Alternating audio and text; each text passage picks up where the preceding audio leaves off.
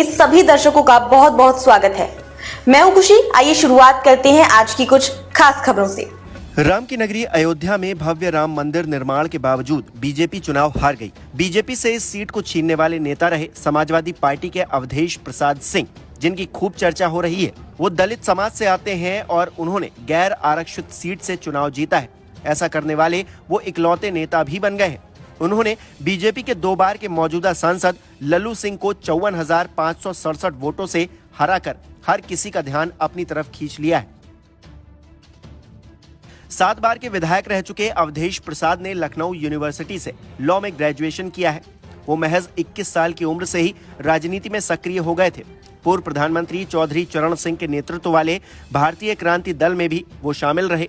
1974 में अयोध्या के सोहावल सीट से उन्होंने अपना पहला विधानसभा चुनाव लड़ा था। आपातकाल के दौरान उन्हें गिरफ्तार भी किया गया। जेल में रहते हुए उनकी मां का निधन हो गया था, जिसके बाद उन्हें अंतिम संस्कार में शामिल होने तक के लिए पैरोल नहीं मिल पाई थी। जेल से निकलने के बाद उन्होंने पढ़ाई छोड़ दी और पूरी तरह से राजनीति में उतर आए। 1981 में अवधेश प्रसाद लोकदल और जनता पार्टी दोनों के महासचिव बन गए। अवधेश प्रसाद अपने पिता के अंतिम संस्कार में भी शामिल नहीं हो पाए थे, क्योंकि वो अमेठी लोकसभा उपचुनाव के बाद हुई वोटों की गिनती में व्यस्त थे। दरअसल राजीव गांधी ने अपने पहले चुनाव में लोकदल के शरद यादव को हराया था। अवधेश प्रसाद को चरण सिंह से सख्त निर्देश मिला था कि वो मतगणना कक्ष को न छोड़ें। 7 दिनों तक वोटों की गिनती के दौरान वो अपने पिता के निधन की खबर सुनने के बावजूद मतगणना केंद्र पर ही डटे रहे। वहीं जब जनता पार्टी बिखर गई तो अवधेश प्रसाद मुलायम सिंह यादव के साथ हो लिए। उनके साथ मिलकर 1952 में समाजवादी पार्टी की शुरुआत की। उन्हें पार्टी का राष्ट्रीय सचिव और केंद्रीय संसदीय बोर्ड का सदस्य भी नियुक्त किया गया। बाद में उन्हें सपा के राष्ट्रीय महासचिव के पद पर प्रमोट किया गया। अभी भी वो इसी पद पर बने हुए हैं। विधानसभा के अलावा अवधेश प्रसाद ने 1996 में अकबरपुर लोकसभा सीट से पहली बार लोकसभा का चुनाव भी लड़ा था, लेकिन वो हार गए थे। ये सीट पहले फैजाबाद जिले में हुआ करती थी। हालांकि विधानसभा चुनाव में किस्मत ने उनका खूब साथ दिया। वो 9 बार चुनाव लड़े, जिसमें से 7 बार सफल भी रहे। कुल मिलाकर लोकसभा चुनाव में इस बार आए नतीजों ने हर किसी को हैरान किया है। न सिर्फ अयोध्या बल्कि उत्तर प्रदेश में बीजेपी के 7 केंद्रीय मंत्रियों को भी अपने इलाकों में हार का मुंह देखना पड़ा है।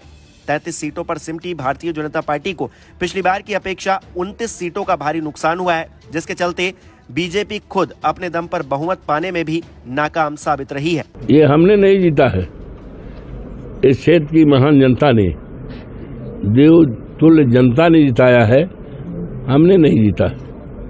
टोटल देश में विश्व भाजपा की कार्यशाला मानी जाने वाली अयोध्या को आपने विजय किया है। सब पोल पट्टी खुल गई। जो ढका तोबा था, अवधेश प्रसाद जैसे दिल्ली पहुंचेंगे, सारा देश दुनिया जानेगी। वेट। उनका कहना था कि जो राम को लाए हैं उसको हम लाएंगे। ये तो पूरी तरह से बहुत झूठा है।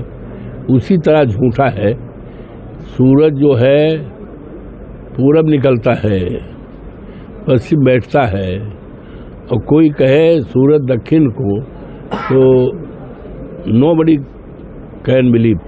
तो ऐसे है, ये राम को लाए हैं, राम के लाने वाले लोग हैं। राम तो बहुत हजारों लाखों वर्ष पहले आ चुके हैं। राम तो जन जन में हैं। राम को कोई लाए नहीं है। ये तो राम को लाने वाले नहीं हैं, राम के नाम पे व्यापार करने वाले लोग हैं। ये पोल पट्टी सब खुल गई, देश जान गया ये राम को लाए हैं। ये तो खुद राम बन रहे थे। क्या क्या प्रधानमंत्री जी सोच रहे थे, हम अवतार लिए हैं, हम अवतारी हैं। ये स्वयं राम बन रहे थे। ये तो ढोंगी लोग हैं।